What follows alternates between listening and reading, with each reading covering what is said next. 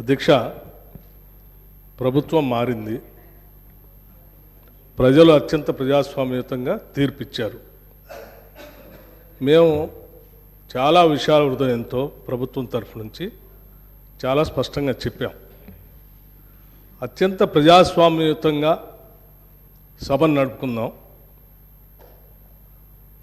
ఉన్నటువంటి విషయాలపైన లోతుగా చర్చిద్దాం, నిర్మాణాత్మకమైనటువంటి సూచనలు మీరు ఏమిచ్చినా మేము తీసుకోవడానికి సిద్ధంగా ఉన్నామని చెప్తా ఉన్నాం.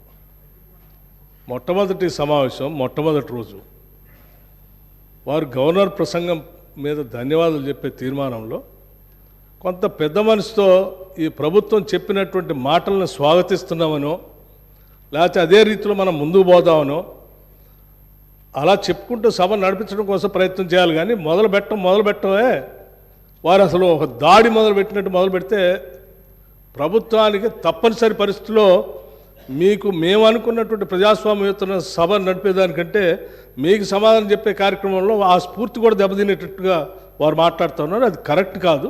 దయచేసి మీరు ఏం చేశారనుకుంటున్నారో చెప్పండి, మేము ఏం చేయాలనుకుంటున్నారో చెప్పండి. దాని ద్వారా రాష్ట్రానికి ఏమైనా చేద్దామనేటువంటి ఆలోచన ఉండాలి తప్ప మీరున్న టైంలో గంజి సెంటర్లు ఉన్నాయి, మీరున్న టైంలో అసలు నీళ్ళే లేవు. నీళ్ళు ఏడలేవండి. ఆర్డబ్ల్యూఎస్ పథకం ద్వారా మొత్తం రాష్ట్రంలో దాదాపు 70 నుంచి 80% నీళ్ళు ఇచ్చారు. మా ఆదిలాబాద్ నుంచి నేను ఖమ్మం వరకు చెప్తాను. నేను ప్రతి ఊరితో సహా లెక్కలతో సహా చెప్తాను. చివరి గోండుగూడెల్లో కూడా మీరు చెప్పినటువంటి ఆర్డబ్ల్యూఎస్ దాదాపు 43,000 కోట్ల రూపాయలతో ఖర్చు పెట్టారు. ఏడాది ఒక్క గ్రామంలో నీళ్ళు వస్తున్నాయండి.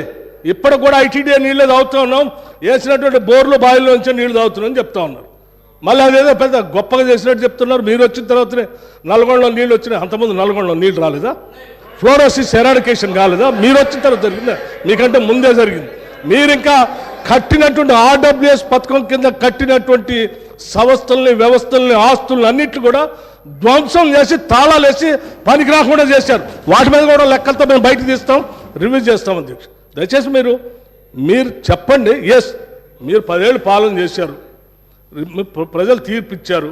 ఈ తీర్పిచ్చినటువంటి తీర్పు ద్వారా రేపొద్దున ఇంకా భవిష్యత్తులో ఈ రాష్ట్రాన్ని ఇంకా ఎంత ముందుకు తీసుకొని పోదాం. మీరు ఏదైనా ఉంటే సూచనలు చేయండి. మీరు వినటానికి సిద్ధంగా ఉన్నాం, అమలు చేయడానికి కూడా సిద్ధంగా ఉన్నాం. Thank you. గౌరవ కేటీఆర్ గారు. అధ్యక్ష, సబ్జెక్టే మాట్లాడుతున్నా సార్. నేను ఆ గవర్నర్ ప్రసంగంలో ఏం చెప్పినో దానికే సమాధానం చెప్తున్నా. 10 ఏళ్ళు విధ్వంసం జరిగింది అన్నారు. మరి 10 ఏళ్ళ విధ్వంసం గురించి మాట్లాడితే 55 ఏళ్ళ విధ్వంసం గురించి మాట్లాడాలన్నా వద్దా? 55 ఏళ్ళు కాంగ్రెస్ పరిపాలనలో చేసిన జీవన విధ్వంసం చెప్పాలి. ఇప్పుడు గౌరవ సభ్యులు రామ్మోహన్ రెడ్డి గారు మాట్లాడుతూ రాజశేఖర రెడ్డి గారి పేరు తీసుకున్నారు, గత ముఖ్యమంత్రుల పేర్లు తీసుకున్నారు. పొన్నం ప్రభాకర్ గారేమో ఆంధ్రప్రదేశ్ చరిత్ర మాట్లాడొద్దంటారు. మరి రామ్మోహన్ రెడ్డి గారేమో గతంలో ఉన్న ఆంధ్ర ముఖ్యమంత్రుల పేర్లు తీసుకున్నారు. పేర్లు తీసుకున్నప్పుడు చెప్పకపోతే ఎట్లా అధ్యక్ష? వాస్తవాలు చెప్పాలి, చరిత్ర చెప్పాలి, అద్దం చూపెట్టాలి కదా సార్. 55 ఏళ్ళు పరిపాలించే అవకాశం ఇచ్చినప్పుడు సాగునీరు ఇవ్వలేని అసమర్థులు, తాగునీరు ఇవ్వలేని అసమర్థులు, కరెంట్ ఇవ్వలేని అసమర్థులు, వాళ్ళ అసమర్థత గురించి చెప్తే ఉలికిపడ్డం ఎందుకు అధ్యక్ష? అధ్యక్ష, ఇంకొక మాట కూడా నేను విజ్ఞప్తి చేస్తా ఉన్నాను. ఇది మొదటి రోజు అధ్యక్ష. మొదటి రోజే ఇంత ఉలికిపడితే ఎట్లా అధ్యక్ష? మొదటి రోజు ఇంత భయపడితే ఎట్లా? ఒక్కొక్క మంత్రి గారు లేసి అప్పుడే ఉలికిపడి మాట్లాడుతున్నారు. అంత భయం ఎందుకు సార్? అధ్యక్ష, నిర్మాణాత్మక సూచనలు చేయాలన్నారు భట్టి గారు. We welcome it. కానీ మీరు నిర్మాణాత్మకమైన గవర్నర్ ప్రసంగం ఉంటే, విధ్వంసంగా ఉండకపోతే వాస్తవాలు చెప్తే మేము కూడా వాస్తవాలు చెప్పేటోళ్ళం. మా అధ్యక్షుడు స్పష్టంగా చెప్పారు, కొత్త ప్రభుత్వం వచ్చింది, తొందరపడకండి, ఒక 3 నెలలు సమయం ఇద్దాం, అట్రఫ్లాప్ అవుతారు ఎట్లాగూ, కానీ 3 నెలలు సమయం ఇద్దాం. ఎందుకంటే అధ్యక్ష చాలా చెప్తా, అవి కూడా చెప్తా. పాపం వాళ్ళ సభ్యుడే వాళ్ళని నిరికిస్తాడు. అధ్యక్ష, ఒక్క మాటలో చెప్పాలంటే తెలంగాణలో అధ్యక్ష, ఒక్క మాటలో చెప్పాలంటే ఏంది అధ్యక్ష కాంగ్రెస్ పరిపాలన? బొంబాయి, బొగ్గుబాయి, దుబాయ్.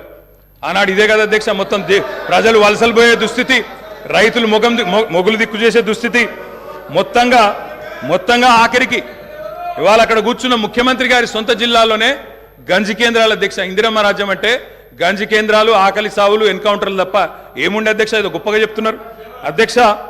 ఆ రోజుల్లో ప్రాజెక్టులు కట్టకున్నా, పైసలు తరలించకపోయిన ఆంధ్రాకి మౌనంగా మంగళహారతులు పట్టింది తెలంగాణ కాంగ్రెస్ నాయకులు కాదా అధ్యక్ష? ఆనాడు మేము రాజీనామాలు చేస్తుంటే, గొంతు చించుకుంటుంటే, పేగులు దిగేదాకా కొట్లాడుతుంటే పదవుల కోసం పెదవులు మూసుకున్నది ఎవరు అధ్యక్ష? ఇలా బాగా మాట్లాడుతున్నారు అధ్యక్ష. ఇంకొక మాట చెప్తా ఉన్నా, ఇదే శాసనసభ అధ్యక్ష తెలంగాణ పదం నిషేధిస్తే ఒక్క కాంగ్రెస్ నాయకుడు మాట్లాడిండా అధ్యక్ష? ఇదే శాసనసభలో అధ్యక్ష అక్కడ కూర్చున్న ముఖ్యమంత్రి కిరణ్ కుమార్ రెడ్డి గారు మా హరీష్ రావు గారు లేచి మాకు నిధులు ఇవ్వరా అని అడిగితే ఒక్క పైసా ఇయ్యా, ఏం చేసుకుంటావో చేసుకోపో అన్నప్పుడు ఒక్క కాంగ్రెస్ నాయకుడు మాట్లాడిండా సార్? ఇలా బాగా మాట్లాడుతున్నారు. పదవుల కోసం పెదవులు మూసిన చరిత్ర ఖచ్చితంగా తెలంగాణ కాంగ్రెస్ నాయకులదే. అందులో రెండో అభిప్రాయం కూడా అవసరం లేదు అధ్యక్ష. అధ్యక్ష, ఐఎమ్ నాట్ ఈల్డింగ్ సార్. ఎందుకంటే మీరు నాకు రెస్క్యూకి రావాలా. మేము ప్రధాన ప్రతిపక్షం 39 మంది ఉన్నాం ఇక్కడ. మాటికి ఒక్కసారి ఇంటర్ఫియర్ చేస్తే మాకు కూడా సమయం ఇవ్వాలా. మీరు మాకు కూడా 4 సభ్యులకు మాట్లాడే అవకాశం ఇవ్వండి. మాటికి మంత్రి గారు చెప్పడం ఏంటండి? సమాధానం చెప్పలేరా అధ్యక్ష? అంత భయం ఎందుకు? సమాధానం చెప్పలేరా అధ్యక్ష? సమాధానం చెప్పలేరా సార్? వీళ్ళు గౌరవ కేటీఆర్ తర్వాత చెప్పమనండి సార్. మా రిప్లై అయిపోయిన చెప్పమనండి అధ్యక్ష. గౌరవ సభ్యులు అధ్యక్ష సార్ ఇది ఎందుకంటే వెంకన్న ఒక్క నిమిషం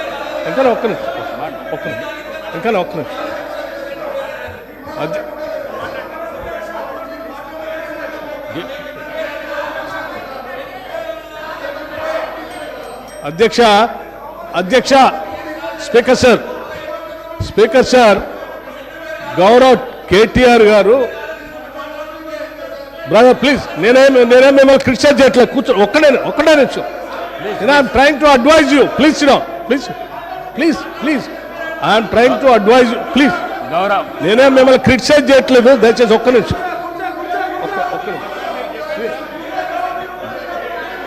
గౌరవ ప్రశాంత్ రెడ్డి గారు అధ్యక్ష కూర్చో. అధ్యక్ష ఒకటే నిమిషం.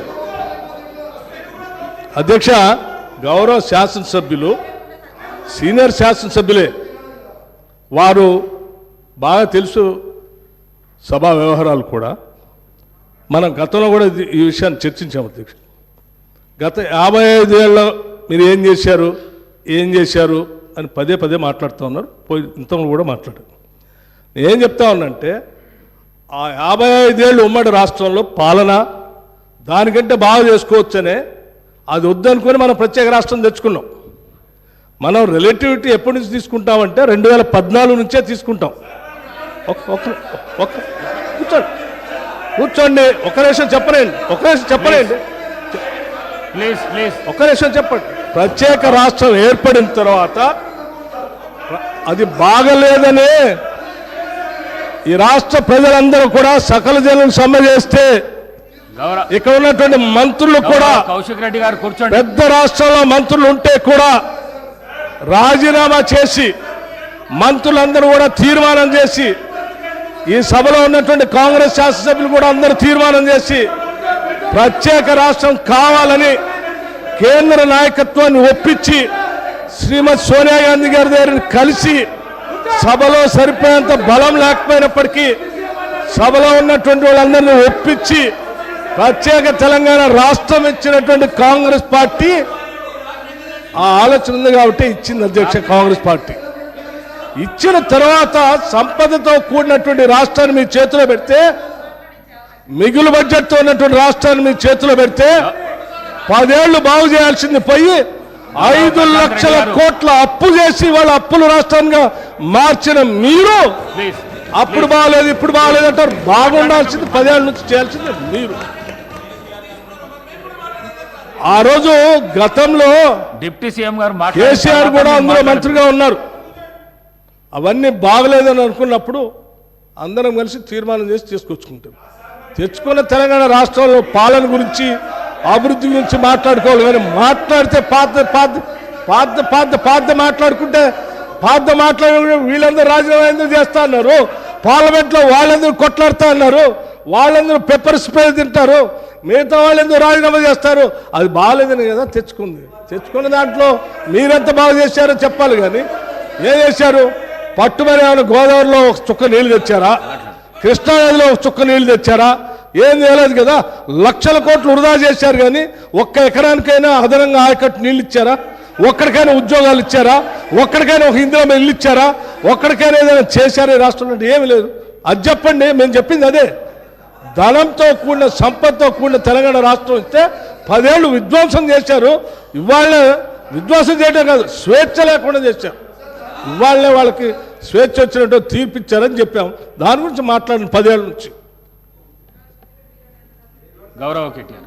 అధ్యక్ష, మా బట్టన్న కూడా ఇంత ఆవేశపడతాడు అనుకోలేదు అధ్యక్ష. ఎందుకంటే వారికి వాస్తవాలు తెలిసి కూడా ఇంత ఆవేశపడి అధ్యక్ష గావు కేకలతో పెడబొబ్బలతో నోటికి గొంతు పెంచి అరిస్తే, గొంతు పెంచి దాడి చేస్తే, మందబలంతో శాసిస్తాననుకుంటే వాస్తవాలు కాకుండా పోవు సార్. పాలమూరులో గంజి కేంద్రాలు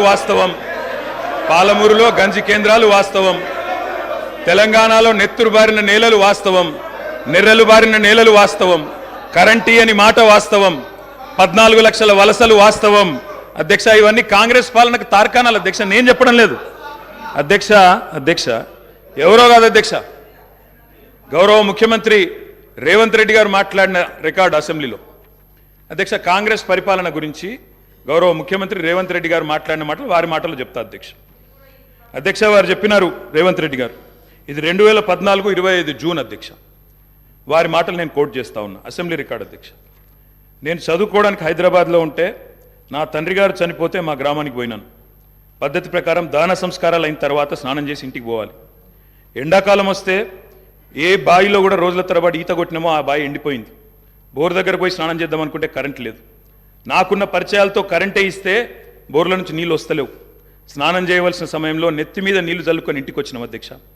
తెలంగాణ ప్రాంతం నిర్లక్ష్యం కావడానికి కారణం కాంగ్రెస్ పాలకులన్న విషయం ఇప్పుడు అర్థమైంది అధ్యక్ష. ఇది నేను కాదు అధ్యక్ష, రేవంత్ రెడ్డి గారు చెప్పిన మాట. మీ ముఖ్యమంత్రి గారే చెప్పినారు అధ్యక్ష, నేను చెప్పడం కాదు. నేనేమంటున్నా అధ్యక్ష, మీరు దాచేస్తే దాగని సత్యాలు చరిత్ర అధ్యక్ష. ఇట్లా నిమిషానికి ఒకసారి ఇంటరప్ట్ చేస్తే ఎట్లా అధ్యక్ష? ఇంత ఆవేశం ఎందుకు? బట్టన్నా అధ్యక్ష, ముఖ్యమంత్రి గారు మాట్లాడతారు తర్వాత, మీకెందుకు బాధ?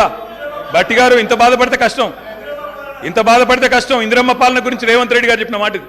ఇంకా చాలున్నాయి రేవంత్ రెడ్డి గారు చెప్పిన మాటలు, చెప్పమని చెప్తా అధ్యక్ష. This is not right sir. అధ్యక్ష, you have to come to my rescue. This is not right అధ్యక్ష. ఇదేం అధ్యక్ష? సీఎం గారు సమాధానం చెప్తారు అధ్యక్ష. గౌరవ కేటీఆర్ గారు ఎన్నిసార్లు ఇస్తారు సార్? మరి మేము కూడా లెక్క చూడాలా? డిప్యూటీ సీఎం 39 మందికి అధ్యక్ష, మనం తెలంగాణ రాష్ట్ర శాసనసభలో మాట్లాడుతూ ఉన్నాం. ఆనాటి ఉమ్మడి ఆంధ్రప్రదేశ్ శాసనసభ వ్యవహారాలు కాదు, ఆనాటి ఉమ్మడి ఆంధ్రప్రదేశ్ శాసనసభ కాదు. ఇది ప్రత్యేక తెలంగాణ రాష్ట్ర శాసనసభ. ఈ శాసనసభ ఈ రాష్ట్రానికి సంబంధించి 2014 జూన్ 2 నుంచి మొదలైంది. ఈ 2014 నుంచి ఈ రాష్ట్రంలో తీసుకున్న చర్యలు, జరిగిన ఖర్చులు, చేసిన అభివృద్ధి, రాష్ట్ర ప్రజల ఆకాంక్షలు, వాటి గురించి మనం మాట్లాడుకోవాలి. గతం అంతా బాగాలేదనే కదా అందరు కలిసి కొట్లాడి ఏకగ్రీవంగా తీర్మానం చేసి తెలంగాణ రాష్ట్రం ఇంకా అది చూపించి నేను వాళ్ళతో పోటీ పడతా అంటే నువ్వు కూడా వాళ్ళతో పోటీ పడితే నువ్వు కూడా అట్టే పో. మరి ఏడెందుకు తెలంగాణ రాష్ట్రం గురించి మాట్లాడండి సార్.